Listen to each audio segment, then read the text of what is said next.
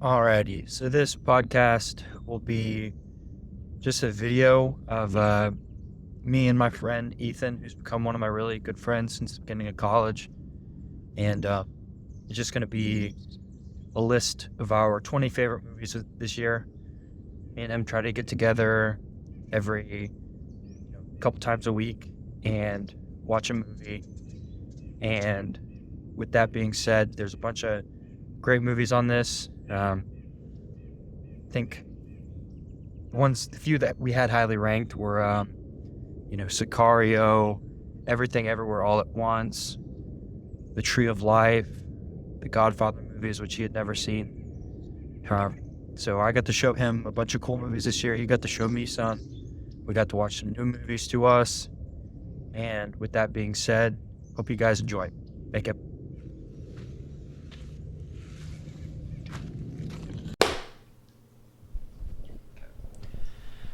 Alrighty, so we will start at number 20. At 20, I have The Hunt. The Hunt. Very sad movie. Hold the microphone up. I just gotta be close. Yeah, I got The Hunt. What do you have? I put Pulp Fiction. Dang, bro. I know it's low for the list, but I mean, still 20 movies of all time. That's still pretty good. Yeah, we watched what, like 30 or 40 this year? About that. Dang, bro, that's low though. But I'll at least say about The Hunt, I couldn't even finish it because it hits a little close to home. But I think everybody should see that movie. You may not enjoy it, but it's an important message, especially now. No, it shows how scary your life could just be completely turned upside down. Yeah, crazy. Everyone turning on you. Yeah, it happens to people. Happens to people all the time. But alrighty, 19. I have The Usual Suspects. Nice. I recommended that one to you. Mm-hmm.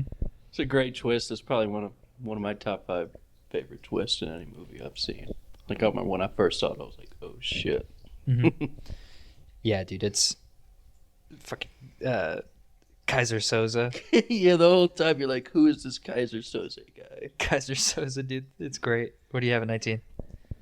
19, I put The Deerhunter. Again, that's a little lower than I put it. I think it's my favorite. Deerhunter has to be my favorite war movie, but I've got it higher on the list, so I'll hold off. I'd put it in the top 3 of my war movies. I mean, I'm just not the craziest person about war movies. They're all good. You should all see them, but Deerhunter's definitely the better of all the ones that have come out. Yeah, and De Niro is just so good in that movie. De Niro is so good in that movie. I mean, he's good in every movie, but I think that's one of his best performances, and he's been in, a few of the best movies of all time. So everyone should just see it just for the damn the Russian scene, roulette scene. Yeah, bro. That shit was horrifying. There's 2 of them, bro. I think the first one is honestly scarier when they were in the POW camp. Whew. That's tough though, but it shows the reality of war. But yeah, we'll move on to 18. I have There Will Be Blood. Oh, nice. That's a classic. Great story about power and controlling other people. Yeah, and to me, it just shows like what you become when you let go of morals and you look at other people as just means to an end. Oh, he used his kid. I mean, the kid wasn't even his. Yeah, he used his kid as like a chess piece and Just to swoon over. Yeah, poor people. It's a tough movie, but it's like it's very enlightening. It's like this is what you get when you just hate people. I mean, he says it halfway through the movie. He's like, "Yeah, I hate people." Damn, I don't even remember that. That's one of Paul Thomas Anderson's, probably his best movie. Yeah, I mean, I've only seen 2, but I liked it a whole lot better than Boogie Nights. The other one? Oh, Boogie Nights. Boogie Nights. Ooh. Okay, what's your 18? Boyhood. Boyhood. Yeah. I put you onto that one. It's a good one. No, it's crazy how they filmed that. I mean, Right? unlike any other movie. Like, I Yeah. think only The Tree of Life and Boyhood are movies that have been filmed over, over a decade. Mm-hmm. I can't even imagine putting a project like that together. Yeah, and I would just recommend that to like every American because it's like that's real Oh, yeah. childhood as an American. Everybody goes through that type of stuff. Anybody our age. I mean, that's exactly when he grew up is when we grew up. And Yeah. seeing the changes from the early 2000s to now is just it's Mm-hmm. pretty nostalgic for me. Yeah, and I mean everybody goes through those things, but nobody likes to talk about it. Like, but everybody keeps that deep-seated feeling of like, oh, I'm so different. Nobody's like me. Nobody knows what I've been through, and it's like, no, we've all been through a lot. None of us are special. We all have We all bad kind of get aspects. the same childhood, Yeah. almost. Well, it's like it's up and it's down. It is what it is. All right, I'll move on to 17. I've got 12 Angry Men. Ooh, nice. I think I put that one. No, that is below my 20. But 12 Angry Men was, for a movie, that's probably the oldest movie I've seen that I'm like, doesn't seem old and cheesy. It's like actually good. There's so many long takes in it, 5-minute scenes where they're just straight talking, no cuts. Mm-hmm. Everyone's doing their little thing in the background. Yeah. Is it, who's the actor in that again? No clue. I'm going to be so wrong here, but is it Gregory Peck? No, it's not. That's not, but I feel like it's just a good story about, Don't jump to conclusions. yeah, don't jump to conclusions. Like, it's just a perfect story about, why you shouldn't presume guilt on anybody, Oh, and it's sad that still goes on today because within seconds, people were ready to send this boy to the, electric chair. Mm-hmm. And that's what we're doing to people these days. We get one look at them, and we just cast them off, don't even want to get to know them. But if you can just actually talk to people. Yeah. And That's just what they like sleep on things. Like, I know that movie happened over the course of a day, but when you really like sit and let your full emotions like flow through those decisions, you come to a lot different conclusions than, because I feel like a lot of it was like most of those guys there just wanted to get off and go see their family, and they didn't care about this kid who committed this murder, or so-called committed this murder. They want to get on there with their life and didn't even want to think about this boy's life. I mean, what do you think he wanted to do? Mm-hmm. Yeah, very true. What do you have at 17? The Northman. The Northman. Yes. Dude, I was very surprised by that movie. That thing blew me away. I love that movie. Everything about it. The story, the visuals, just everything about it was so powerful. Yeah, dude. It was a beautiful movie. Just what men used to be. What men used to get done. God, man. It was great. Like, I was talking to you about it yesterday, where I would love to live that life. I would love to have just like a soul mission that, was tied to my own fate, that I had to complete. Like, that just seems like the ultimate life. Like, I was saying it yesterday, the guy from the Northman probably slept better than anybody on this planet has ever slept. Yeah, like a rock. Like a rock, dude. Like a rock. Alrighty. At 16, I have Boyhood. Okay, a little higher than me. A little higher. Why do you think you ranked it a little higher? I don't know. I really loved it because, yeah, it taps into the American childhood and the ups and the downs. But, when you get to a certain point, it's worth it. He goes off to college. He meets this beautiful girl right at the end. It's like, that's what it's about, Perfect. Quintessentially American. Mm-hmm. You got to be American to watch it. I feel like, anyone from any other continent just would not vibe with it at all. Yeah. I don't know. There's something that seems universal about it, but at the same time, specifically American. Just the environment. Mm-hmm. Yeah. All right, what do you have at 16? Dr. Strangelove. Dr. Strangelove, dude. Yes. Funny movie. It funny was in funny. a scary way. Yeah. It was, that was the very first movie that I saw. Well, I guess I saw The Godfather a while ago, but it was the first movie I saw. No, that's the first one we watched. Yeah, it was the first movie we watched. But it was the first one I saw with Sterling Hayden, who became one of my favorite actors that I've never heard of until we started watching movies. Was he in The Killing? He was in The Killing. He was the cop in The Godfather. And he was in a few other things. But, I mean, he's in 3 of my top 25 that we've watched this year. And I didn't even know who this guy was. And he kills every role that we watched him in. He's a great actor. No, that movie was... I bet people back then were like genuinely scared. Like looking back now, it's kind of funny, but back then, the fact that America had enough bombs floating around in the sky to basically change the course of history forever, and it was controlled by just a handful of men. It's scary because it's still going on today. Yeah, it's still like that. We deal with that with Ukraine. Like everyone's like, "Oh, is there going to be a nuclear attack?" Right. We never really know, but it's kind of like, what's the point of really worrying about it? Because if it happens, it happens. We have no control. Yeah. Like, there's nothing we could do if there's a nuclear attack. So, why bother really worrying about it? But it shows you, like, the handful of men that are in control of those decisions are just men like you and me. Like, they have the potential to go crazy. To break, yeah. to worry about the precious bodily fluids. That's stealing us. The fluoride. Sucking us dry. Those damn communists.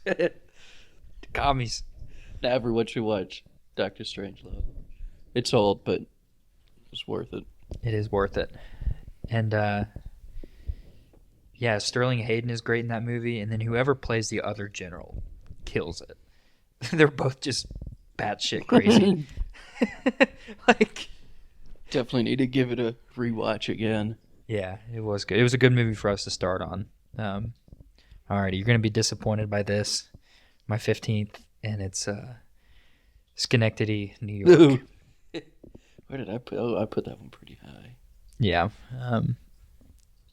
I really loved it, but I can't really envision myself watching it again because I just don't want to be that infatuated with death. It's just a movie about death at the end of the day. Just a slow march to death. It's a very sad message, but I just think the writing in that movie is just on a whole nother level, and that you can watch this movie over and over again. You're still picking up things. Definitely true. That was the second time I watched it, and it almost felt like a brand new movie to me. Just because it's so dense. It is really dense. It's definitely like... Gets a little weird in the end, though. Yeah, it's like, what is going on again? Yeah, the end is like, this guy's playing this guy, who's playing this guy, who's controlled by this guy. And then who's the guy that was like watching him the whole time? Who like interviews halfway through? He's like studies. He's like, his life mission is to study this guy, and then he knows in the future he's gonna have his comeuppance and play him in his magnum opus play. It's a lot to unpack there. Speaking of magnum opus, like I haven't seen all of Philip Seymour Hoffman's movies. Like we haven't watched Capote, but very good movie. That does feel like the ultimate Philip Seymour Hoffman movie. Considering his death and what he died a few years after that. Mm-hmm. It really encapsulates like what very little I know about him, but it was a good movie. Oh yeah, Capote's really good. The Master's really good. Mm-hmm. He plays the cult leader. I forget what the cult was called. It was a real famous cult back in like World War I, II era. It wasn't like Jim Jones, was it? I think it was like Scientology. Oh. I think it was like the origins of Scientology. Oh, what's his L. Ron name? Hubbard? Yeah, it was L. Ron. Philip Seymour plays L. Ron Hubbard L. in the Ron movie. Hubbard. We need to watch that. No, it's good. It's got Joaquin Phoenix in it, and it's directed by the guy who did There Will Be Blood and Boogie Nights. PTA. Old PTA. Okay, what do you have at 15? 15. Peeing John Malkovich. Dang, That dude. was a zany, wacky movie, and every time I try to tell people about it at work, I'm just describing this like weird ass movie, and they're like, "The fuck? What do you mean a portal to John Malkovich?" I'm like, "Just watch it, you'll understand." Yeah, I didn't even put it on my list, but I did really like it. It doesn't mean I didn't like it. I just, It's quirky. but the interesting part about that movie is like, it does show how it's almost better to live your life in the essence of somebody else than it is to like, try to be yourself all the time, because none of us are special, Just same human beings. Yeah. I feel like a good way to live is like to pick a few different people you look up to and try to emulate them instead of like going on gut feeling the whole time, because you don't really get to that point where you're a great man until you emulate great men. And that's what they were trying to do in the movie. All those people lined up so they could pretend to be John Malkovich for 15 minutes and be this great, accomplished person. And people were willing to pay good money for it to do that. Mm-hmm. And Maxine in that movie is maybe my favorite, one of my favorite female roles ever. She kills that movie. She's just like the epitome of what a great, woman role should be. Oh, just a powerful woman. Yeah. A queen. A queen, dude. Just takes what she wants. Takes what she wants, bro. Dominates all the other men in that movie. Like dominatrix. $200? $200? A guy's spilling his saddest life secrets. He's like, all right, come on. Pay up. No, that scene cracked me up. Because I feel like men are more of like the get things done type, but she shows like the capitalist in every woman of like, yeah, this is cool, but I'm going to figure out a way to make money off of it. Yeah. Like, neat. Now, how can I capitalize on this? Yeah. Yeah, very true. What's your 15? Oh, I just couldn't. Synecdoche. Okay. I'll go to 14. We already talked about the Northman. Nice. Just a few spots higher than me. Yeah. It was great. It was definitely the second best movie that's come out in 2022. I think I know what's number one. Oh yeah, we all know it's number one. We all know it's number one, but gosh, that movie is just awesome. Who played it again? It was something Skarsgård. Yeah, Skarsgård. And then was it Anya Taylor-Joy? I think so. Damn. But dude, he got so jacked for that movie. That is like the ideal male body. Like ultimate physique. Dude, the ultimate physique, dude. He looked great. No show muscles, just pure power. And gosh. Just a great tale of revenge and great tale of revenge. He spent his whole damn life planning it too. Yeah. Willing to start from the bottom and work his way back up. Yeah. Great movie. And it was shot so beautifully. Like the final scene where they're fighting in the volcano. Yeah, he just disappears into the volcanic ash in the air, bro. His screen goes black and fire comes out from the distance. That's beautiful. That's what I love about new movies. They just know how to make them look really good. Mm-hmm. And you're going to be able to watch it in 50 years and it's going to look just as beautiful. Yeah, dude, that movie was honestly blew me away because I thought it was just going to be like, oh, this will be a fun like Viking movie or something. And it was like, no, incredibly artistic. Yeah. Brilliant movie. Very simple. Very, very simple, but got the job done.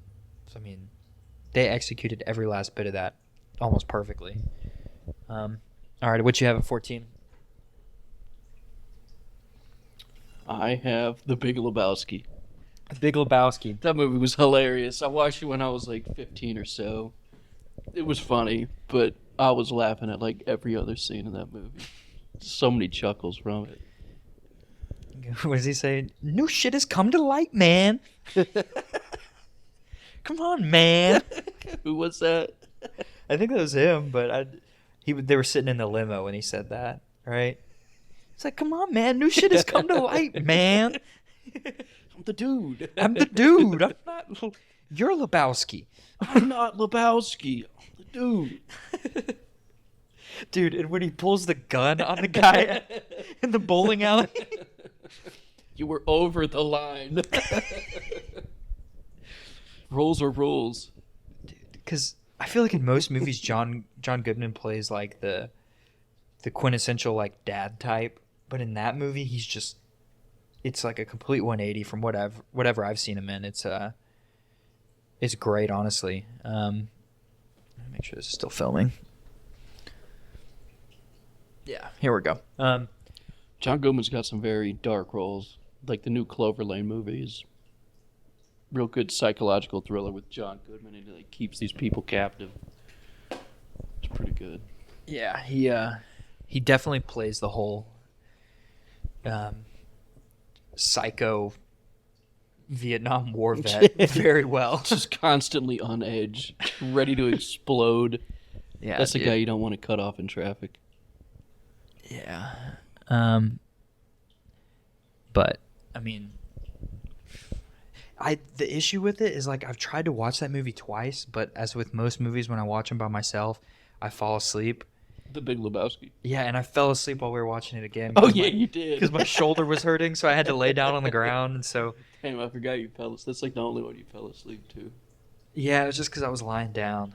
But no, it was great. I love the whole. I love the way that movie looks, like the opening like credits and like the end credits. The lights and all the bowling themed like lights in the background and stuff. And I love how the theme of that movie is "The Man in Me" by Bob Dylan, one of the great just like feel good songs. It's the all around the music in that movie was great. Definitely great. And it was just complicated enough to have your brain kind of thinking it out, but it wasn't too complicated that it's like, what's going on? Mm-hmm. And they had the whole Flea cameo at the end. That was so crazy. I was like, that's Flea. You remember that? You know the bass player from Red Hot Chili Peppers? He's one of like the 3 Russian gangsters. Oh, really? Yeah. That's a bass player from the Chili Peppers. That. Yeah. I was like, what is he doing in this movie? But he kills it. So what? That was... Okay. So my 13 is... We've already talked about it, but Dr. Strangelove. Nice. The first movie we watched, like we said. But, gosh, that movie was great. I remember... Not everyone should watch that. Yeah. I'm like now vividly remembering the whole last scene where he's riding down on the nuke, like hugging it. God, I forgot. I remember my dad was watching it as a kid, and I had walked in. That was the scene. I'm like, what are you watching, Dad? I got to ask him about it. And yeah, it's hilarious, but it's so dark because So it's like, true. Yeah, it's like making jokes about the end of civilization because of a nuclear attack, an accidental nuclear attack. Yeah. Like, oops, we accidentally sent this guy out. There's no way to get in contact with him. Guess Sorry. you just got to drop it. And then the one guy who can like save it like kills himself in the bathroom, and you're like, oh. Oh crap! You're the one guy who knew the code to, however, radio call him for killed himself. Damn, it's ridiculous. Alrighty, what's your 13? The Usual Suspects. Kaiser Soze. Kaiser Soze, just because such a big twist. Mm-hmm. And I love it when movies do that. Definitely. So I put it in my top 15. Now, if I were to rank it from every movie I've watched, it'd probably be a little lower than 15. Probably in the 20s. Mm-hmm. this is like a weird part about that movie, but I've been trying to I've honestly been trying to like model my look after Stephen Baldwin in that movie. Man's a good looking guy in that movie. He was that Russian looking dude, right? Yeah. I can't remember what his name was, but dude, Stephen Baldwin looks like the ultimate like man in that movie, and when you Google Stephen Baldwin, he looks like shit. Like you look at him like 5 years after, and it's like, what have you been eating, bro? Man? Like that ain't Stephen Baldwin. He that's like kind of the only movie I've seen him in, but he kills it. Is he in like not a lot of movies? I mean, I wouldn't expect, dude. He's ugly now, but he was a good looking guy back in the 90s. He was a really good looking guy. Huh. Meanwhile, his brother just shot some lady in the face. Is that movie still coming out? I think they just resumed filming. I mean, people die in movies all the time. Oh, God. Yeah, he looks awful. But, dude, he was so handsome in that movie. And another guy that went through some things is, Kevin Spacey. He's the lead guy in that movie. And he's just... Man's been locked up for... What was it again? He's not in prison. He's not? I don't think so. He at least was, like, full-on, like, canceled because he... Oh, yeah, no movie's gonna hire him. He, like diddled some boys, right? Wasn't that the allegation? Yeah. I mean, he pulls off that role kind of good in that movie. I mean, he looks like just like a complete psychopath. Smartest guy in the room, and we all thought he was dumb. Yeah, he was just a nerd. But he was behind it all. No, that was a great movie and a great cast. And I remember like halfway through it, I was like, "That's Buffalo Bill." Oh yeah. I can't remember what that guy's name is, but he's been in a lot. He was Buffalo Bill. He was. I can't think of it, but there's a handful of movies that guy's been in. Oh. Alrighty. So at number 12, I'm very partial and biased towards this movie, but when I compared it against like the best ones we've watched, I had to keep it a little further down. But High Plains Drifter. Nice. I love that movie, man. That movie. I know you like your westerns. I love. Well, I'm not a big Western guy, but I'm a big Clint Eastwood. I love Clint Eastwood's Western movies, man. He's so badass. He's so cool. I didn't realize like how big of a deal he was until I watched The Good and the Bad. Because before I just always saw old Clint Eastwood and all these him just looking old, but him in his prime back then. One of the most handsome men that has ever walked the face of the earth. I mean, he's just the... Oh, I'm sure women loved him back then. He is the epitome of sex appeal, Clint Eastwood, in like the late 60s, early 70s. I mean, that's the most handsome man that's ever walked the face of the earth. Slim, 6'4", cowboy. Right. Come on. Just very few words, He doesn't even have a name in like any of his movies. He's the man with no name. Oh, yeah. Or Blondie, or... I can't remember what his name was. He didn't have a name in this movie. No. That's just his thing. He doesn't have a name. He's just the mysterious guy that stumbles into town. Gets these locals in line. But that movie was very, like, spiritual, and you don't really realize it until the very last scene. But it's kind of just like a walking epitome of karma. You do good in the world, good will come back to you. But if you lie over and you're a weak man, like these are the things that'll happen to your society, your community. Will get taken over. Yeah. By bandits. Yeah. If you sit and you let bandits come into town and just murder your marshal in the streets, what do you Cowering, expect? hiding. Yeah. What's going to happen the next time? Yeah. They're going to come in and take it again. And then, meanwhile, the whole time they're complaining how things aren't going their way. It's like, yeah, gotta learn. Clint Eastwood's ghost taught him. That is one of my favorite movies. It's literally just a movie about karma and why it's important to be able to stand up for yourself. You know, it's why you can't let people walk all over you. Mm-hmm. You know, so we're at 12. What's your 12? Boogie Nights. Boogie Nights. Such a fun movie, and I love it showed all the glitz and glamour of the porn industry and how fun it can be, but then it shows you the other half, and is that consequences worth having all that fun? I don't think so. But just a fun movie, great soundtrack, great characters. Yeah, I mean, I don't know any porn stars, but me neither. But but I think it does, tell the true story of, like, I'm fairly sure just about every last person that's ever been in porn has probably regretted it. Oh yeah, he was trying to get his business loan. 10 years after, he hasn't even worked in porn anymore, and they don't give him the loan because he's got this shady work history. Yeah. And I'm sure in that moment he probably would have been, I take all this back. I wish I'd never gotten into it. Yeah. I didn't even have it in my top 20. I mean, I liked it, but it was didn't grab me, but it was a good movie. It is fun. I'm trying to think of who else in that. What, Mark Wahlberg? I know Philip Seymour Hoffman had like a small role. Who else was like the main? Burt Reynolds. Oh yeah, Burt Reynolds. Forget who the girl on rollerblades was. She was and hot, the mom. Yeah, that was a good movie though. Good movie.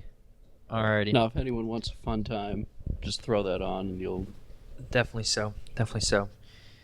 Alrighty, getting into some of my favorites here, but number 11. I got Raging Bull.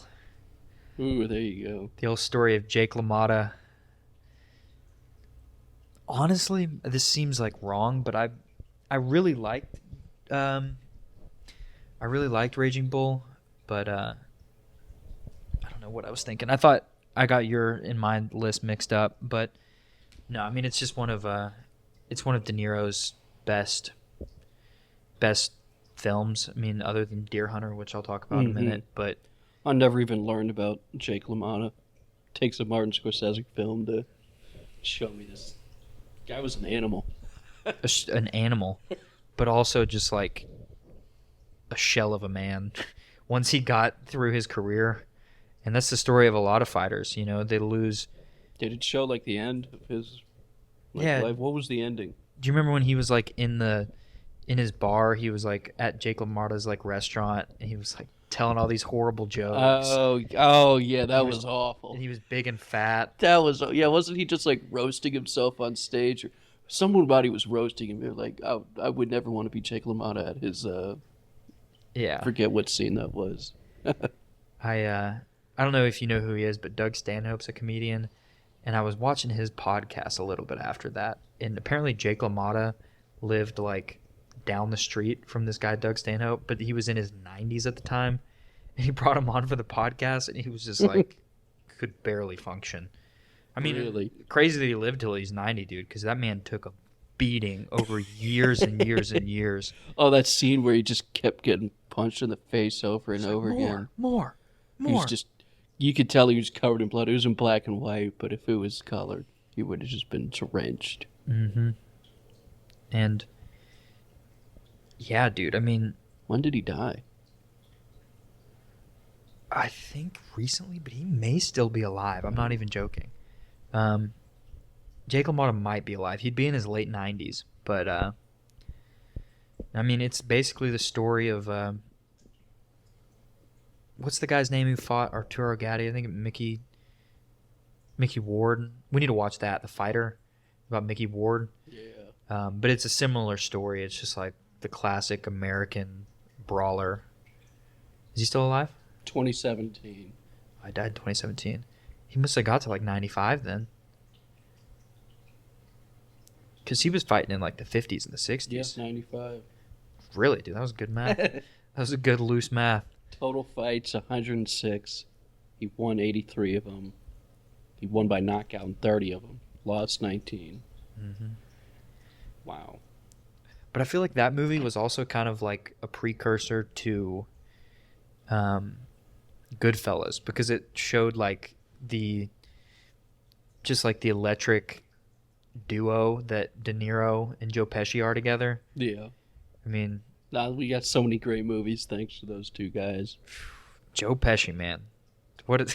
Joe Pesci's about the most intimidating, like 5'5" guy to ever walk the planet, bro.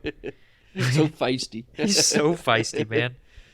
Oh, Turns out LaMotta, he died from pneumonia. I mean, something had to kill him, man. Right? He wasn't gonna be. Not 130 fights are. Yeah, that was crazy. All right, what's your 11? My 11. Let's see. Inglorious Basterds. Inglorious Basterds. Okay, you've got that way higher than Pulp Fiction. So I do.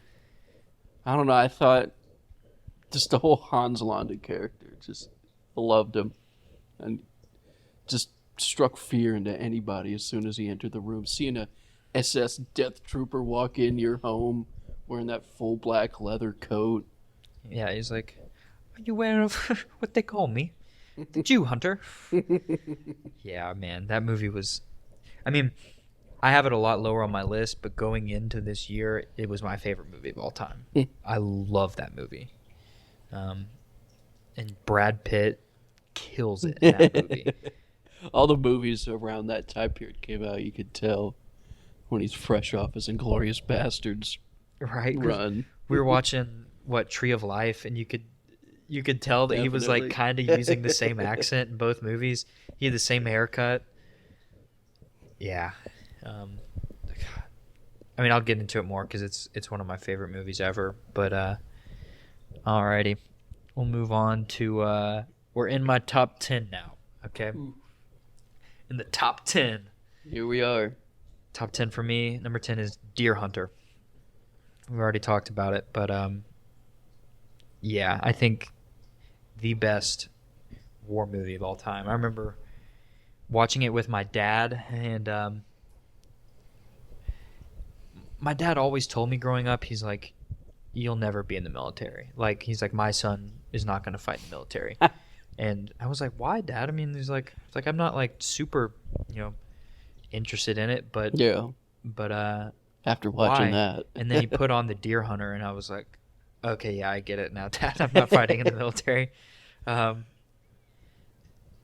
because I mean, Christopher Walken's character gets stuck in Vietnam because he's got a Russian last name. Like that thing can happen to Oh, you. yeah. You just get lost in the system. You get lost in the bureaucracy, and you can't get home. Now you're just some stranger with a Russian last name, even though you just fought for your country.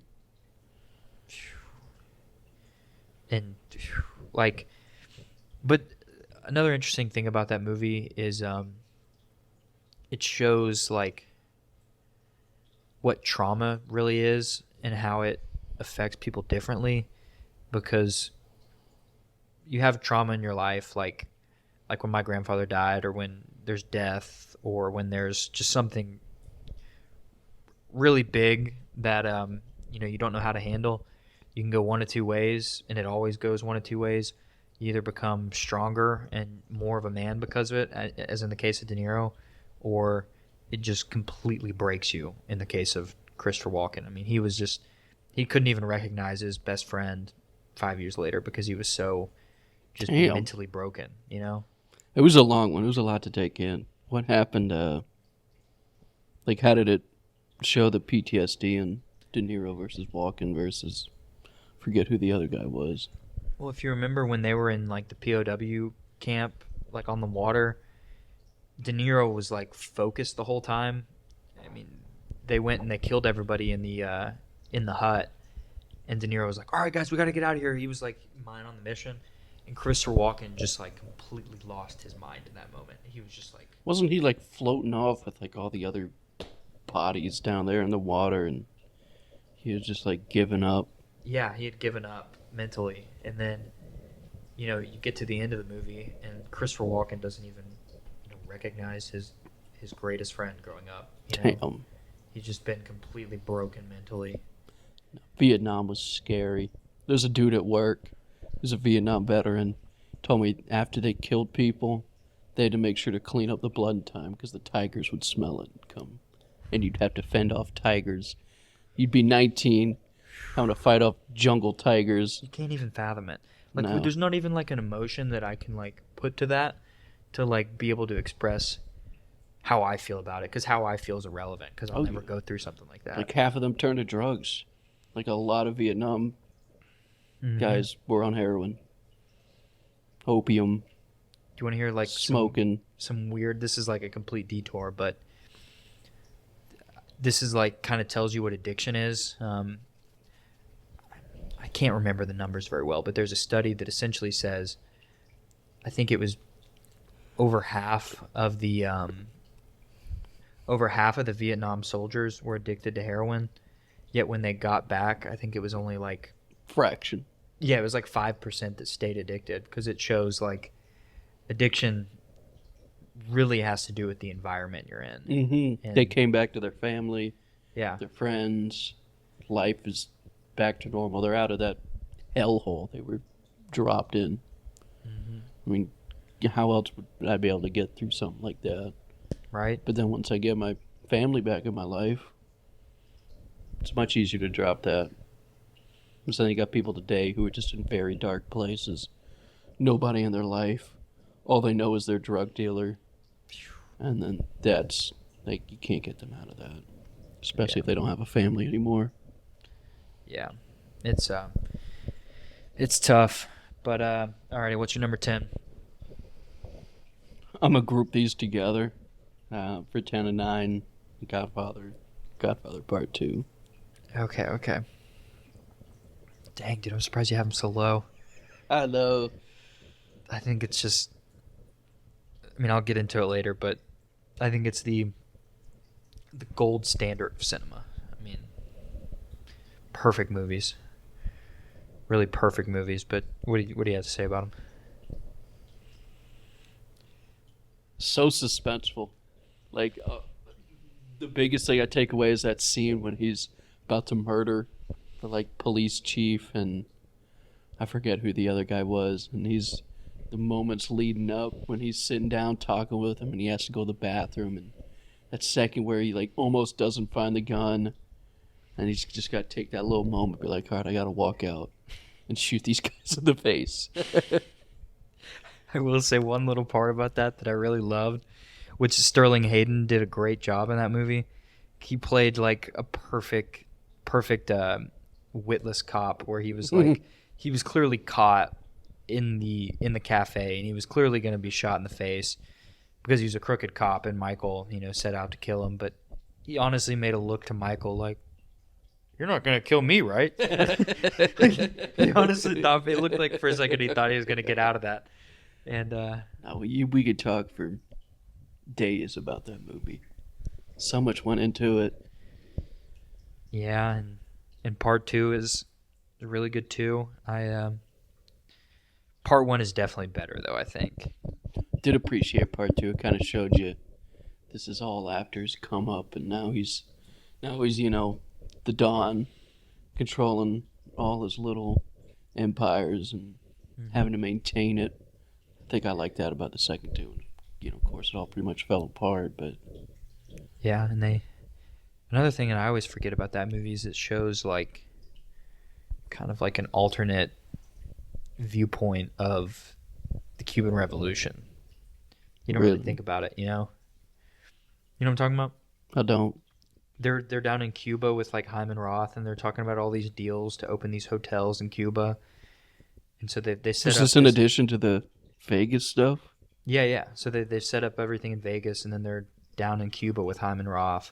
And yeah, and they realize this is just a lawless land. We don't even want to touch it.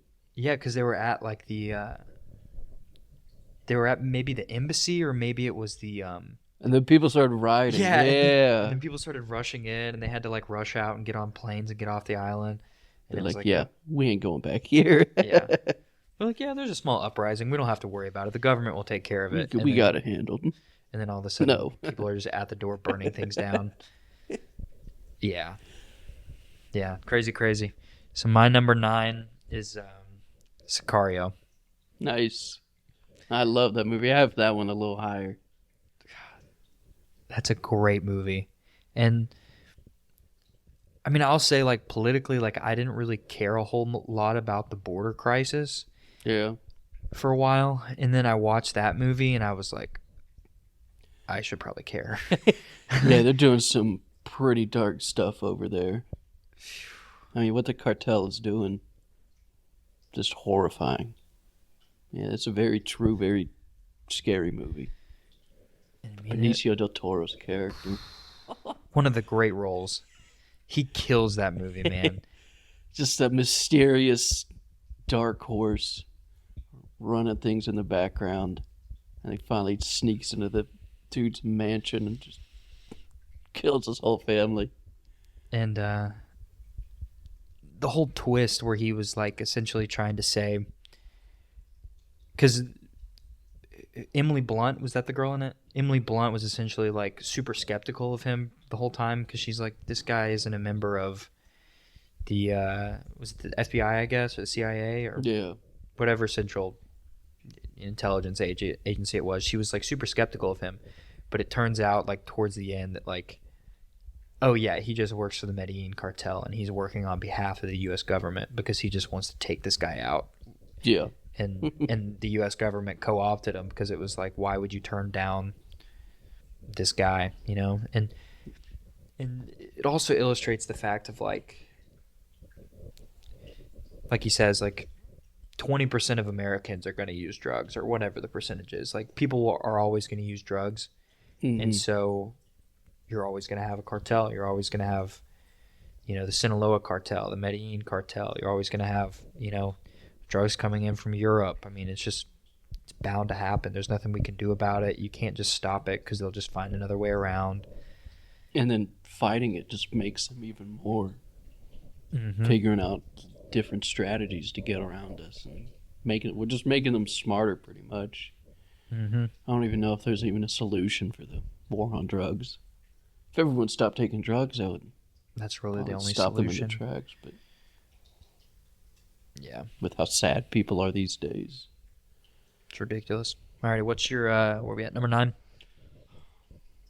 I put the Godfather for that. Oh yeah. Alrighty. A little higher than the second one. We'll switch to. You can go first now. What's your number 8? The Tree of Life. The Tree of Life. Seen it twice, even better the second time. The first time I was like, what the hell's going on? It was a little vague for me, but after really knowing what the movie's trying to tell you, the message, you're like, wow. It's beautiful. It is. I think it's the most beautiful movie I've ever seen.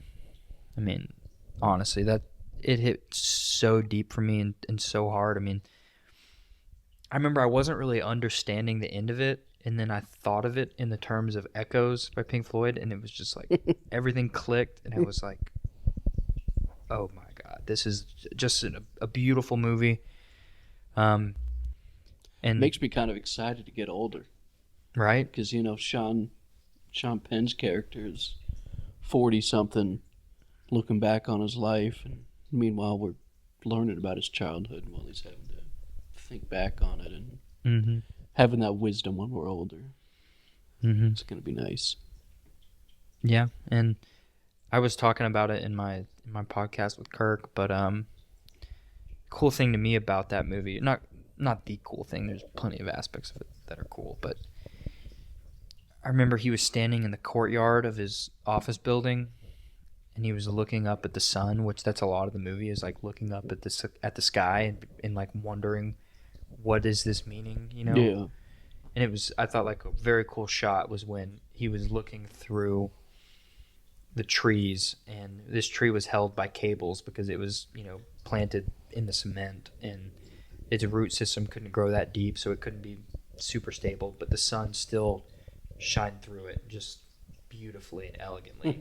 And it kind of like, that to me is kind of like a metaphor for humanity, today is it's like we're kind of trapped in this mechanical industrial world, but the beauty of nature still somehow shines through us.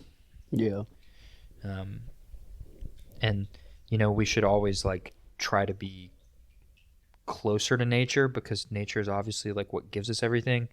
But at the same time, as the very first scene in the movie shows, nature doesn't care about us. Like nature will nature will take your son and kill him at 18.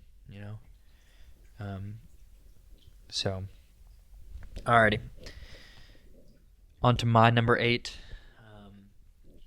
The best movie of 2022, Everything Everywhere All at Once. Nice. Great movie. Even though I didn't really...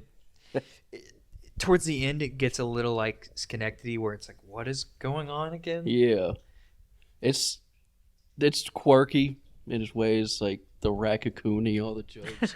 I wish it was a little more serious, but it was still serious enough to, make me shed a tear. Yeah, and it's really just about like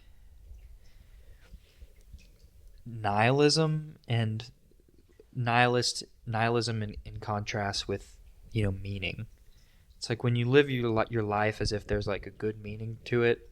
Mm-hmm. These are all the good things that happen, and they compound, and you can go from meager circumstances to people working with you and people wanting to do things for you. Mm-hmm. But if you live your life as if there's no meaning, then you end up in ninja fights and everybody dies. And it's like a dramatization, but and that was a big message in the movie, because in the beginning she just absolutely hated her life. She's overwhelmed with all these taxes and all these issues she's having with her family, and husband wants a divorce, and she was the worst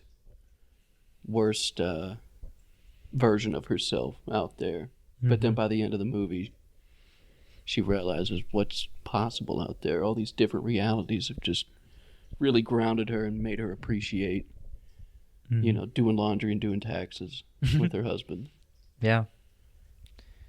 Yeah, and it's not on my list, but it's like Capernaum. It's like you should always be thankful for the little things you get in life, because if you live your life as if there's a meaning and as if you're thankful for those small things, then you get more things. You can be so much happier. Yeah, your life gets better.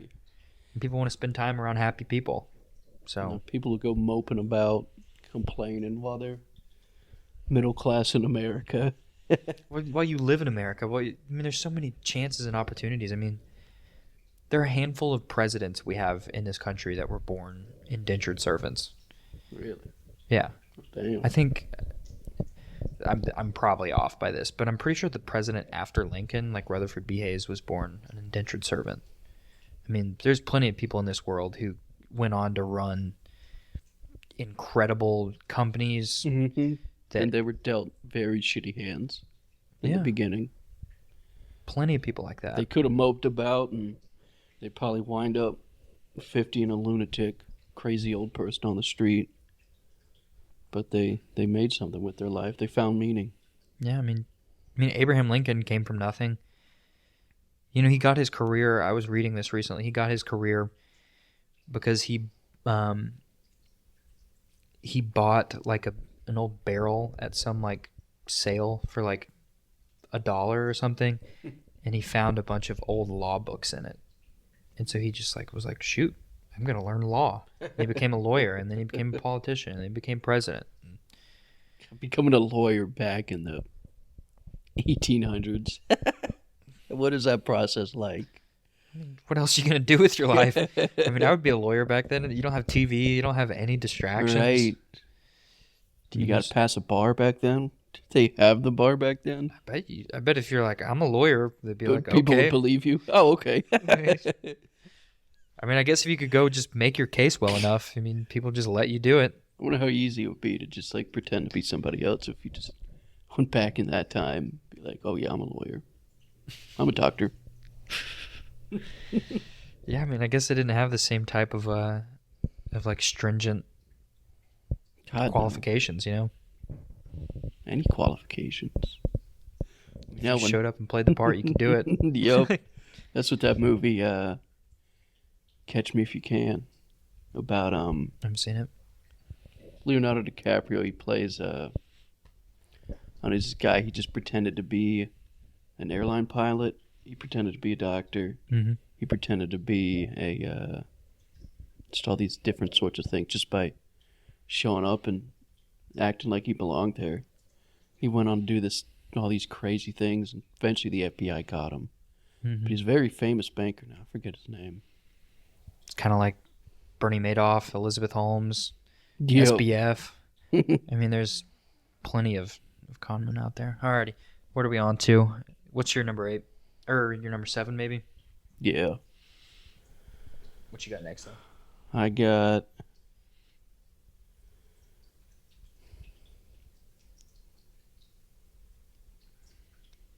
Number 7. I guess, whatever we're on. There Will Be Blood. There Will Be Blood. Yeah, I've seen it a couple times, so I guess have that second view and really maybe think, damn, it's a real good movie. Great acting, Mm-hmm. great set, great story. Yeah. Yeah, and just kind of shows the power of psychopathy. Yep. You know, it, like, shows you what psychopaths can get done. They really want to try. They're willing to take someone's kid and use them as a trophy to get sympathy from people. Mm-hmm. And I'm trying to think of what was that story that we were thinking that was that the book that it was based on was written Oil. about. Yeah, it was Oil. That was the book. But what was the guy's real name in life? I can't remember what it was. Was that a real Doheny. guy? Doheny. That was the guy's real last name. But he had a different name in the movie. But it was written about like Edward J. Doheny, who went on to be involved in the Teapot Dome scandal, which was essentially like the first Watergate in maybe the 1920s or something. But yeah, it's a crazy movie about how we ventured westward and how it was oil that brought us there. It was obviously gold, you know.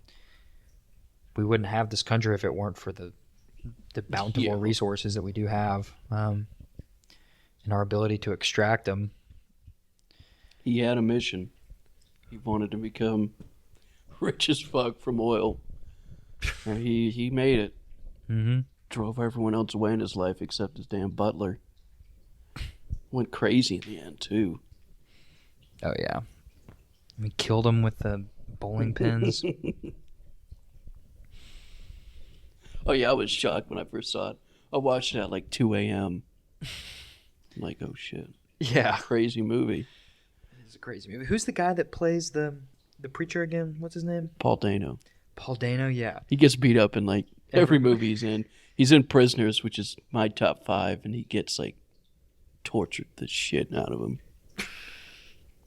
Jesus. Hugh Jackman gets his kids kidnapped, and he thinks Paul Dano did it, so he locks him in a shower in like a construction site, and it's got the unrestricted hot water from the machine, so it's just blowing out like this 180 degrees scalding hot water, and he's in there fucking screaming, and he's like, "Where's my daughter?" All this. It's a dark movie, really good. We ought to watch it one day.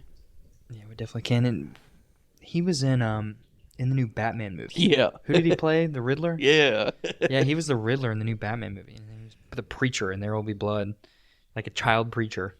Yeah, he plays weird characters. Mm-hmm. He's in another Paul Thomas Anderson, I think. Yeah, he's good. Alrighty. My number 7, which one of like the best movies I've ever seen. The first time watching it just blew me away. Was City of God. Yes, I have that one even higher.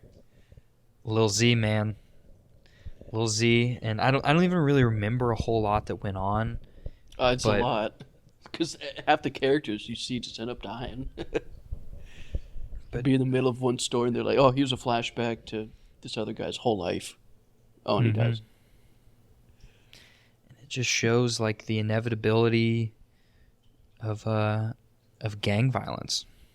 You Yeah. know, when you leave people in slums, there's inevitably going to be one king of the slums who's going to Yep. take over and brutally murder other people and take advantage of other people. Like when you leave a power vacuum, somebody will always Somebody's fill it, going to come along. and it's not going to be somebody you like. No. I thought what was fascinating was, like, every time you look up pictures of slums, it's like, it's such a mess, and you're like, you know, that doesn't just, like, appear out of nowhere. It doesn't get to that state, but in City of God, you see the slum get built, and it's, you know, if they had maintained that, it'd still look decently nice, but obviously gangs took it over, and it became this lawless wasteland where almost anything goes on. And Yeah, it just man. turned into the slums you see these days. It's a sad movie. It's a great movie.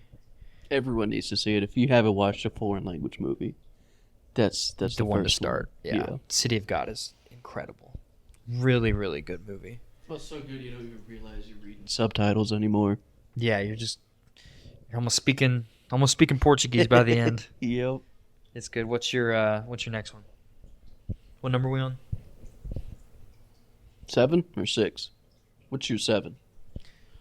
City of God was my number 7. Okay. I said, okay, number 6. Synecdoche, New York. Just a neat movie. I'm definitely going to be watching that multiple times over my life just so I could unwrap that web of just what the hell is going on in this movie. Yeah, dude. Towards the end, yeah. The first, I was like really trying to keep up with it and who's who, but by the end, it gets too much. But that's fun. I think it's fun about that movie. I like movies like that. Mm-hmm. And I always found the relationships he had with women in that movie so Oh, yeah. odd, but also realistic, where it's like, you know, I've experienced this. It's like you come across a woman in your life and it's like, it's ecstasy for a little bit. Yeah. It's like, this is everything I've been looking for. But then you begin to spend time with women and it's just like becomes mundane. And then you get, you know, he gets Eventually caught just up in push his, him away. yeah, he gets caught up in his own career and he's like, well, what is this worth? You know? Yeah. And I think big message about that movie is just regret.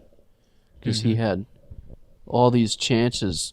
All these women were, at his feet at some point during the movie. And, it took him 10, 15 years of grieving his missing daughter to realize, oh, I actually had a chance with these women. They actually liked me. I could have, we could have had our own story. But he just kept focusing on his past mistakes in life and trying to recreate it in this great big play and play it how he wish had gone.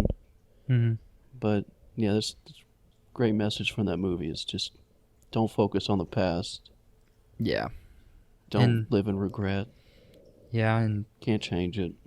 another thing about the relationships in that movie, I feel like all of the women were attached to their idea of him, and like with that, they're like, oh, I'm so infatuated with, what was his name again? I don't even remember his name in the movie, but they were so infatuated with Philip Seymour Hoffman because he was like a theatrical genius. He'd put on all these great plays that they respected, but once they got to know him, it's like, Oh, what's this so guy spectacular about this? Like, this guy's just guy's miserable. a mess. Yeah, this guy's miserable. Miserable as fuck, and they're thinking he's just like this great, accomplished, mature playwright, and he's just man, his life is a wreck. And I've been through that to like a similar degree, but it wasn't exactly the same. But I feel like with women in my life, there have been women who, for whatever reason or the other, maybe I was in school with them or worked with them, but it was like, I feel like they got attached to the idea of me, and then it's like day to day, I'm not so special. Yeah, I'm just your average Joe. I'm just a man. Like, there are plenty of us out there, Yep. It is what it is. But yeah, alrighty. So I'll move on to number 6, which blew me away. And the only reason we watched this was because I was watching a Louis C.K. podcast, and he was like, my favorite Stanley Kubrick movie is The Killing. It's lower on my list, but it's a fun heist movie. And we've watched so many, I just vaguely remember it. I mean, I don't remember it that well, but I mean, what a movie. I really, really loved it. Sterling Hayden, again, killed it. I think if you think like black and white movies suck, you should just put that on. Because it was so alive and it seemed somehow modern, even though they were, robbing a horse track back in like the 50s. I think the 4K restoration definitely helped. Yeah. But the Russian guy killed it. He was so eloquent, yet he also carried out the mission of, starting the bar fight to create the aversion. And it was just, the movie's essentially just about like some big, huge, elaborate scheme to, rob a horse track. But the cool part of it was the end when he's like, all right, babe, we're going to make it out. We're gonna go fly to wherever they were gonna go. They're gonna go on vacation and never come back to America. Their life was set. $2 million. Yeah, $2 million back in the 50s, and then their case, falls off the damn off the baggage trolley. handlers, bro. Yeah, the baggage handler dropped their briefcase, and it opens up, and then the jet engine just blows it all the way, and he gets arrested. Did he get arrested? I thought. I don't really remember, but at least. Yeah.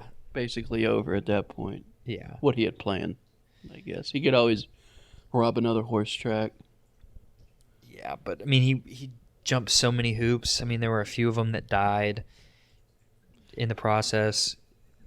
Maybe not died, but maybe were arrested. I don't know if they died, but I remember the guy who took the shot who... Did he shoot one of the horses?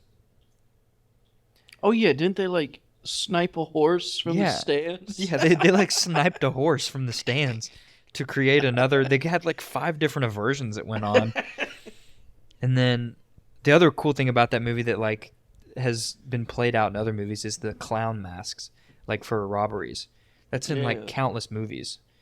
That's in GTA 5. They have a scene with that. Batman, there's a scene like at the very beginning. They're robbing the bank and they all have clown masks on. That's like become a kind of a big thing, and that came from Kubrick. Yeah, so people to think of a bank robber pretty much always got a mask on. Mm-hmm. Yep, very true. Alrighty, what's your number 5? Sicario. Such a suspenseful, tense movie. I remember the first time I saw it, the scene where they were transferring the Mexican prisoner drug lord to America, getting it through the border. I mean, I was sweating on the edge of my seat, like, oh my god, what's gonna happen? And it's done so well. It's one of my favorite directors. Mm-hmm. Who was that again? Denis Villeneuve. He's doing the new Dune movies, Sicario, Arrival, Prisoners. That's the only movie I've seen by him. I definitely need to get more into him. Oh yeah, he's probably like one of the hottest directors out there right now. Hot. They want him. Yeah, but that movie was great. But, yeah, I mean, I thought it was really cool how, I mean, I talked about it earlier, but essentially, this is speculation, and none of us really know if this is happening, but there's a good chance that the U.S. government is in cahoots with the Medellin cartel. Yeah, just so they can missions. Yeah, just so they can make a dent in the war on drugs. Yeah, not even make a difference. Well, I think the goal of it would be to, the whole reason that they would ally with the Medellin cartel is the fact that they've probably been allied with them for the last 40 years, and it's better to have.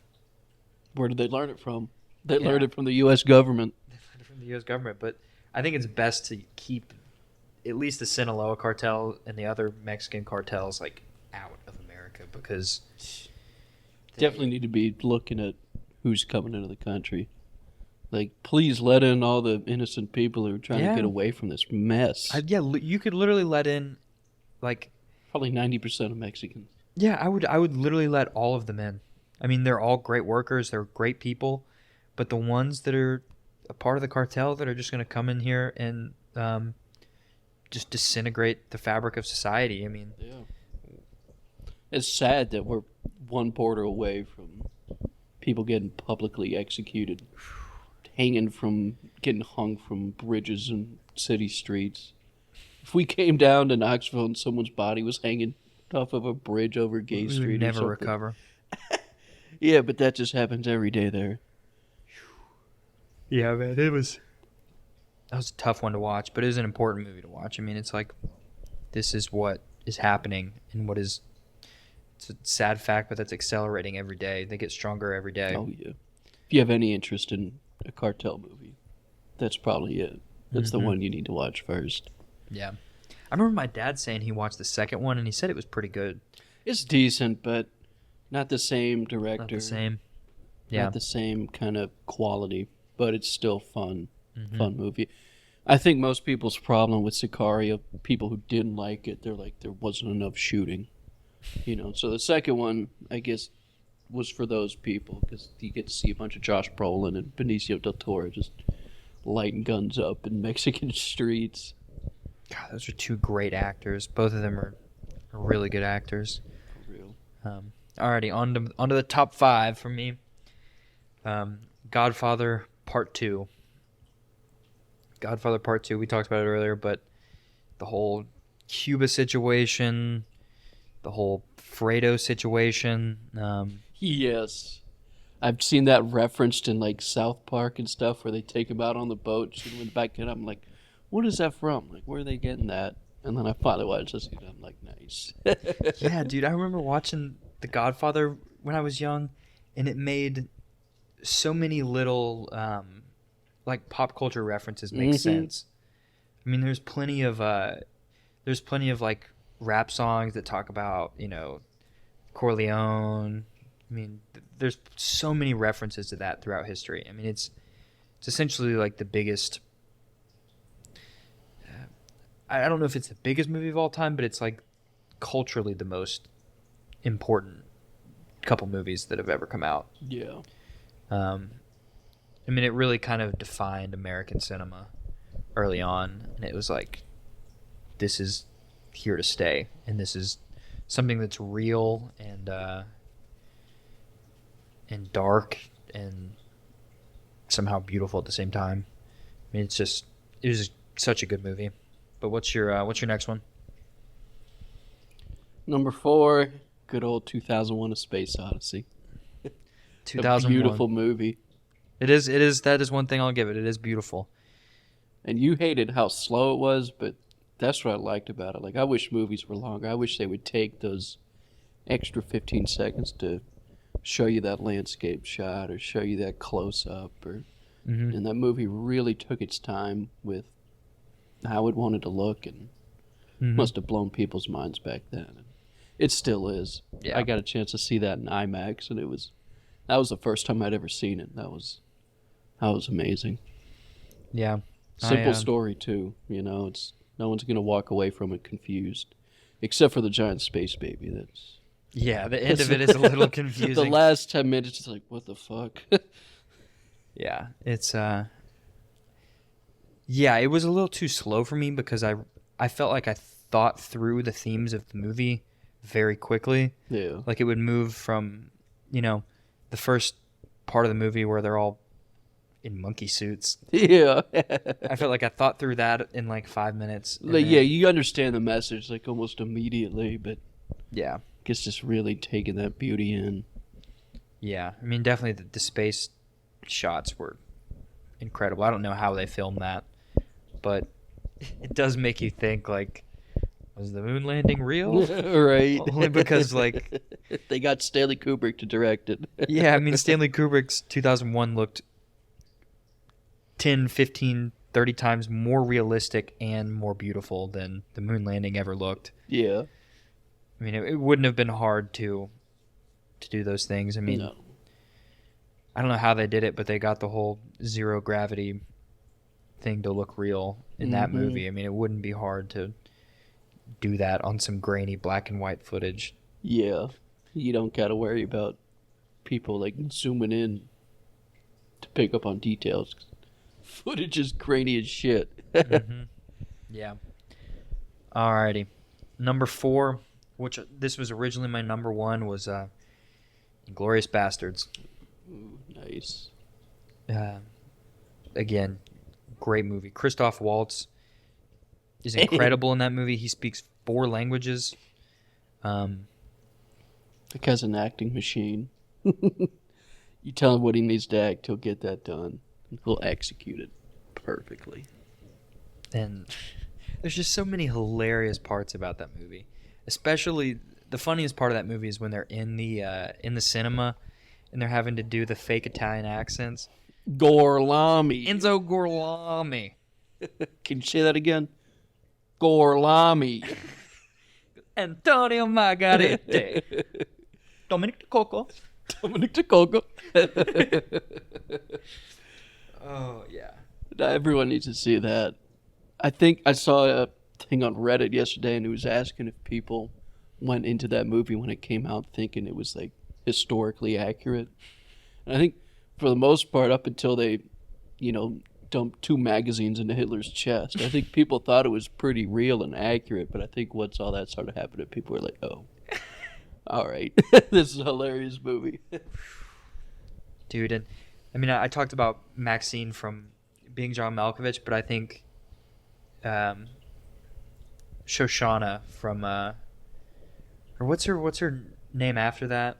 She changes her name halfway through the movie, or after the last scene. But Melanie Laurent in Inglorious Basterds is my favorite female role ever. I mean, she's just cold-blooded killer, man. Just, but she, portrays the woman perfectly, because at the end of the day, a woman's like greatest skill is her charm and her ability to manipulate, and she's kind of robbed of it. Yeah, She had such a horrible childhood. yeah, She just, I don't know. but she's able to use her, by her being a pretty young blonde girl, she's able to woo the Nazis. the local war hero, and Oh, he did a good job too. Every time he came on, I just hated him. I was cringing, and he did such a good job of making just that super awkward conversation no one wants to have. And every time he popped up, I'm like, God damn it, this guy, this guy again. Like, bro, Frederick come on, Zolo. take the hint and leave.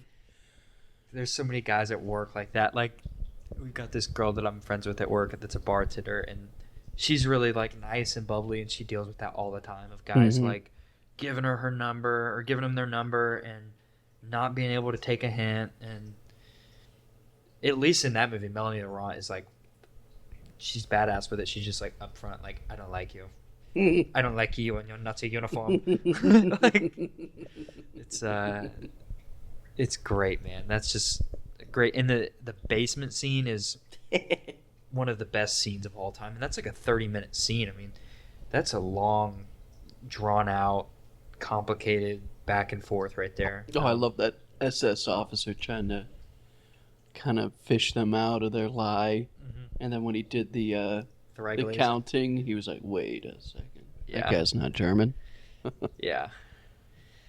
I do that every now and then when I'm at work, because we'll have to, like, when we get like a bottle of champagne, we'll have to do like on the notes for the ticket, we'll write like 3 glasses, and I'll go 3 Gläser. But yeah, I wonder why the Germans start with their thumbs. And we they just don't. do. Weird old Germans.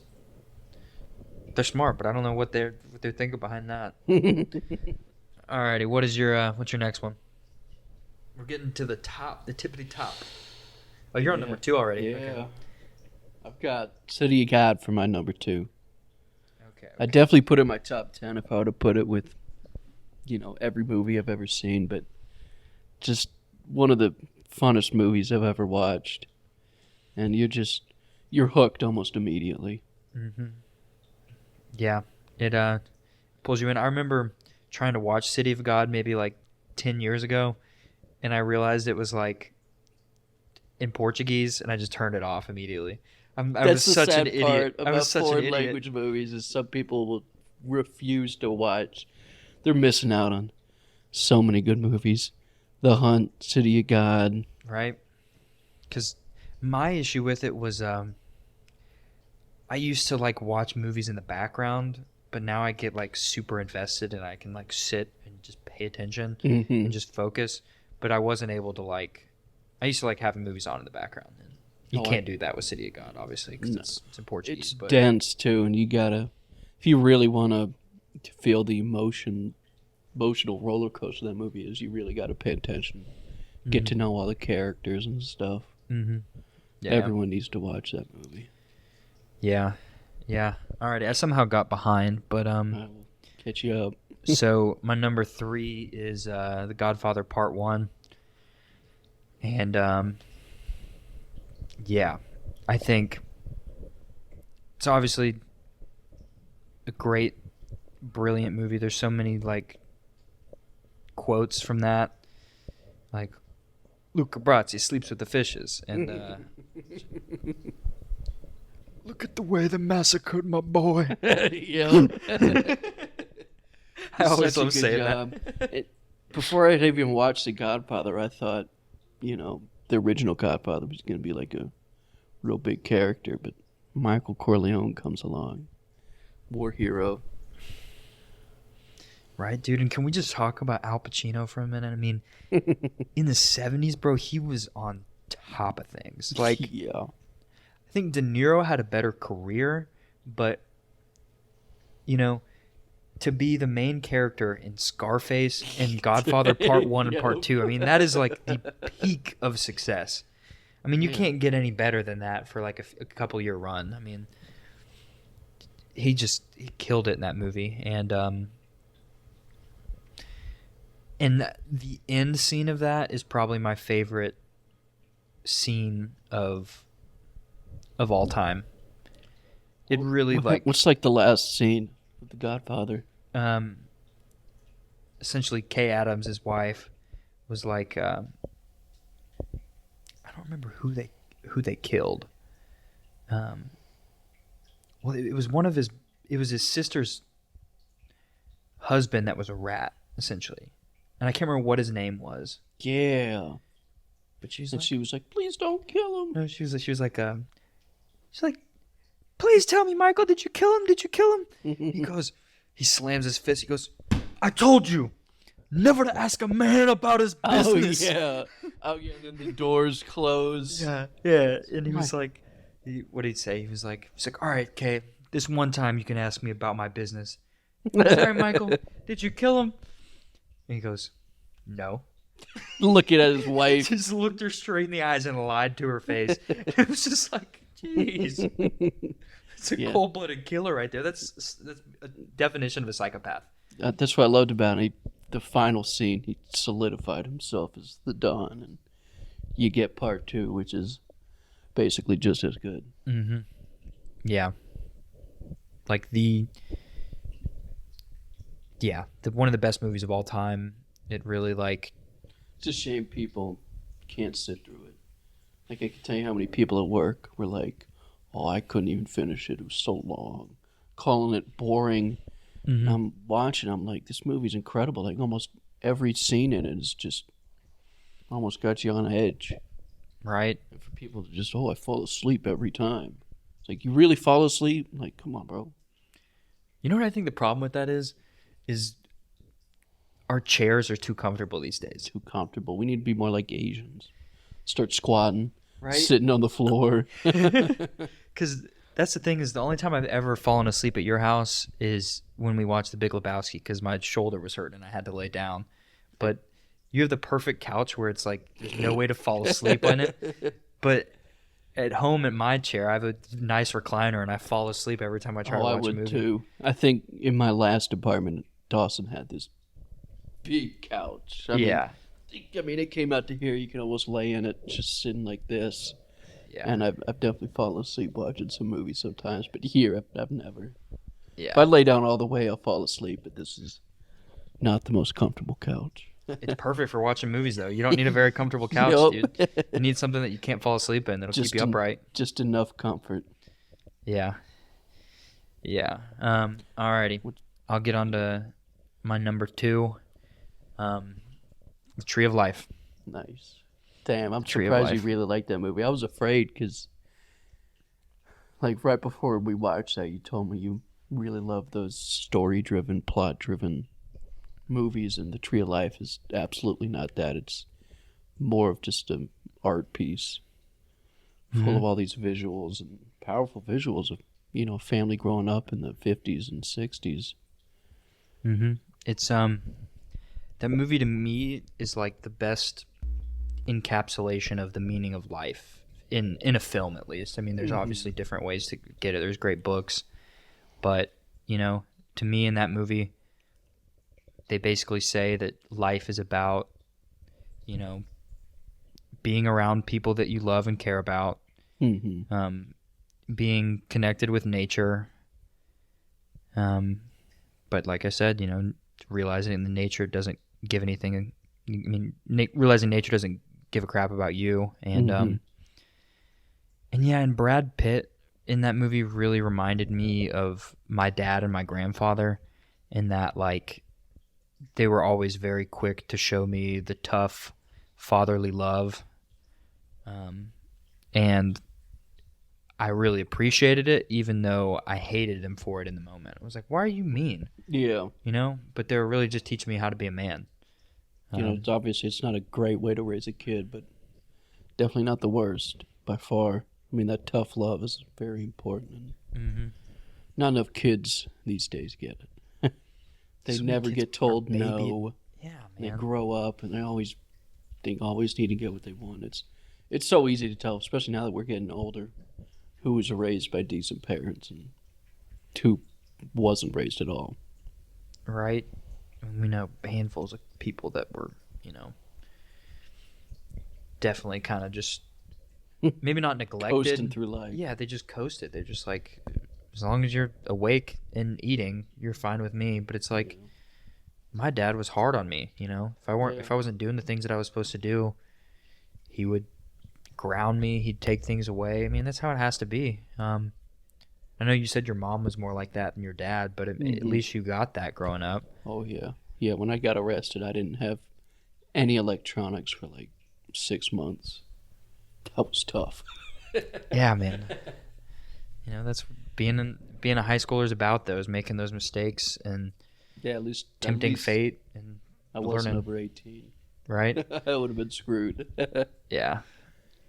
But, your brain's not fully formed at that point. Those things happen to kids. Yeah. But, alrighty. What's your number 1? Everything, everywhere, all at once. That movie blew me away when I saw it. I got to see it in IMAX with Benji, and we both walked away like, what was that? And then the second viewing was just like, damn, this movie's incredible.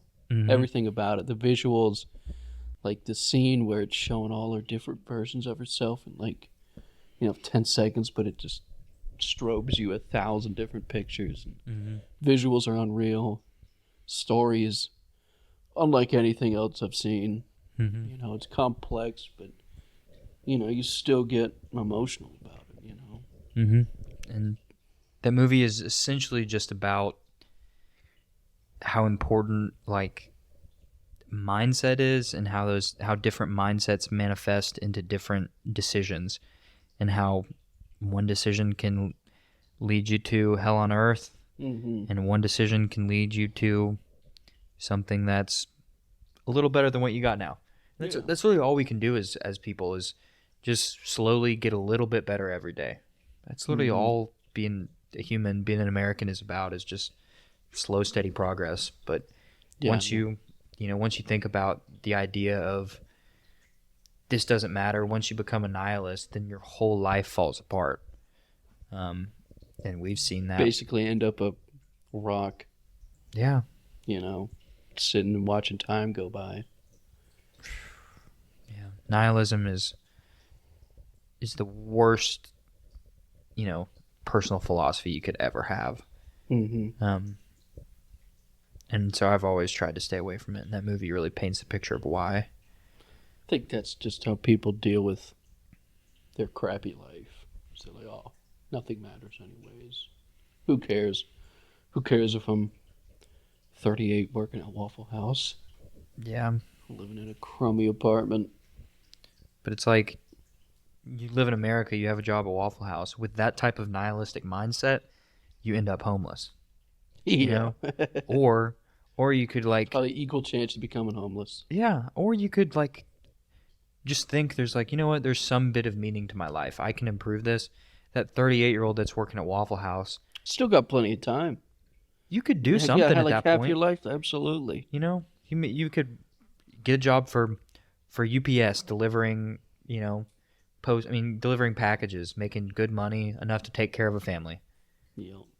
Like you could easily become that, It's just a matter of like a few years of work and like thinking, there's meaning to this life. Yeah.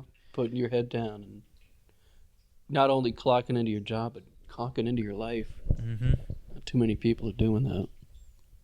Yeah, I don't know anything about him, and I don't really seem to like him, but like Grant Cardone, didn't he have like some horrible start to his life, and now he's like I think so. multi-millionaire, like real estate mogul? Yeah. Who knows how true all those Right. super rich people backstories are? They all love to talk about how hard they had it when in reality, they had parents that were in small Hollywood. loan, yeah, small loan of $1 million. Yeah, very true. But yeah, you can make a lot of this life. You live in America, What is there really to Land of complain about? opportunity. Yeah, it's the land of opportunity. If you want anything, you figure out how to get it. And maybe you don't get it, but maybe you find some meaning along the way. Alrighty. You're number one. Pulp Fiction. Good old Pulp Fiction. That's a lot of people's favorites. It's the probably fourth or fifth time I'd seen it, but for whatever reason, it really just like clicked now that I knew what was coming every time, but it just like everything pieces together so perfectly. Bruce Willis's character is just like the epitome of a man. Yep. Same with Jules, bro. Same with Vince Vega, dude. Yep. And like the whole Gimp scene. Yeah, that last rape scene must have thrown everybody in theaters for a loop. They're like, whoa. That movie is so great, and the music in it, I think that's probably the best soundtrack for any movie that's ever come out. Oh yeah. Right when they start at the beginning with Al Green. Yep. I'm so in love with you. Dude, that movie's so good. They're like all the little just chit chat. He's like, you know what they call it, quarter pounder with cheese in France? Royale with cheese. Yo, really, man? Yeah, and I'm trying to think of what else is good in that movie. Yeah, man, it's just... Did appreciate the timeline twist with it. Mm-hmm. A lot of people didn't really get that the first time, but after watching it a couple times, it's like the beginning to the end, the end's the beginning. They're driving down like Sunset Boulevard, and he's like, "What do you think about that, Marvin?" Just blows his brains out. Man, that is one of the. He's looking at him like. He goes, "What do you think about that?" Oh shit! Not okay, man. Not okay. Yeah, man. And then the wolf comes in to save the day. Harvey Keitel. I loved Quentin's cameo in it. Yeah, man. I know my coffee's good because I buy it. Bonnie, she buys shit. I drink coffee. I want to taste it. I buy the gourmet shit. Dude, and the whole I think the best scene in that movie is maybe the end, but when they go into the guy's apartment and he's like saying the whole and you will know my name is the Lord when I strike my vengeance upon thee. Now, one of the greatest monologues and film history. Oh, man, dude, it was just, it's my favorite movie. If you haven't seen Pulp Fiction, go watch it. I mean, it's like top 5 in any list you'll ever see, I guess, you know. Most people who've seen a movie have probably seen Pulp Fiction, but there are a lot of basic people out here today that aren't watching, you know, good movies. They're watching just generic horror movies. What's the new Marvel movie? Generic comedy movies, generic Marvel movies. Right, It's dude. sad. It's like we've got this great art that we all have access to, and you're watching Spider-Man. Iron Man beat the bad guy for the 5th time. Oh, have you seen Black Panther? It's like, dude, if it's a Greatest superhero movie, I movie, yeah. don't care. I don't care. Yeah. I hate There's to a be couple like that. good ones, but What? Original Iron Man. Original Iron Man's a fun movie. They're all fun movies. Don't take them too seriously, but The only ones worth watching are the Christopher Nolan Batman movies. yes, Those are the only ones that are legitimately like worth your time. actual movies, not just green screen, generic storyline, special effects, Yeah. hodgepodge. Yeah. It's It's good. Marvel hate thread. yeah. Alrighty, do you want to wrap it up? I do. Yeah, we've been on here for a minute. I have no idea how long this thing is. I don't know how the Yeah, I thing's keep counting. seeing that timer count, and that's definitely not seconds. Alrighty, well, we'll wrap it up. Have a good one, y'all.